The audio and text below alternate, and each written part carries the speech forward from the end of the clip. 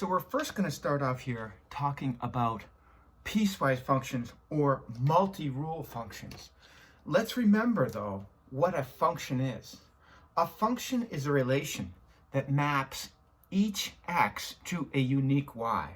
So the easiest way to tell if a relation is a function is by graphing it. And here is our y-axis, here is our x-axis. And we remember the vertical line test, hopefully we remember, is the way we tell if a relation is a function. So if a relation passes the vertical line test, then the relation is a function. Notice the vertical line test says I can draw a vertical line anywhere on my function, and the vertical line will pass through one and only one point. And by doing this, we ensure that each x, now here are our x's on the horizontal axis, is mapped to one and only one y. Here is an example of a relation that is not a function. You can see right here, my vertical line goes through multiple points. So if I do the vertical line test and I fail it, then the relation is not a function. This one is a function, this one is not a function. So here we're asked to graph a piecewise function.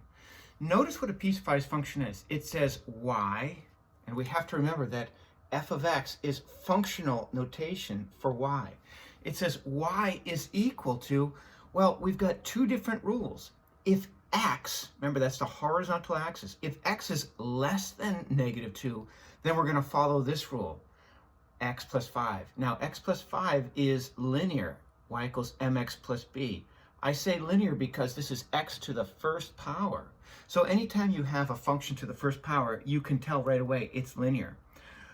The 1 over 1 is our m for slope, and our y-intercept is 5. So if I'm graphing this function, I can tell you it's going to look something like this. A y-intercept of 5, so we'll say there is 5, and the slope is up 1 over 1. Remember, when I say slope, this m is rise over run. So a slope of 1 over 1, because there's nothing written in front of the x, we can assume it's 1 over 1. I'm going up 1 and over 1 to come to my next point. And my graph is going to look something like this. Now, I'm only allowed this graph for x is less than -2. So if I come over here, -2, here is x is -2. I am not allowed this portion of the graph. I have to erase the rest of it because the domain is x is less than -2. Well, if I put in a -2 for my x, let me erase this other stuff here with my little finger. If I put in a -2 for x, I know that x cannot equal -2. Hopefully you can see -2 plus 5 is 3. So this open point here is at -2, 3. That's x and y. I'm not allowed to use that for this part of the piecewise function because x cannot equal 2 for that part of the piecewise function.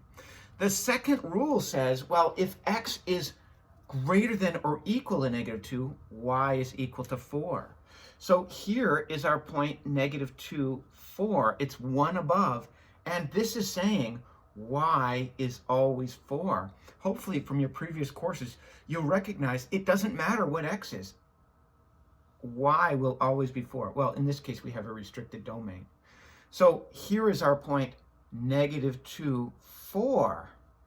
And we're going to go to the right. And so this is what our first piecewise function looks like if I erase all this other red stuff. It's going to look something like that.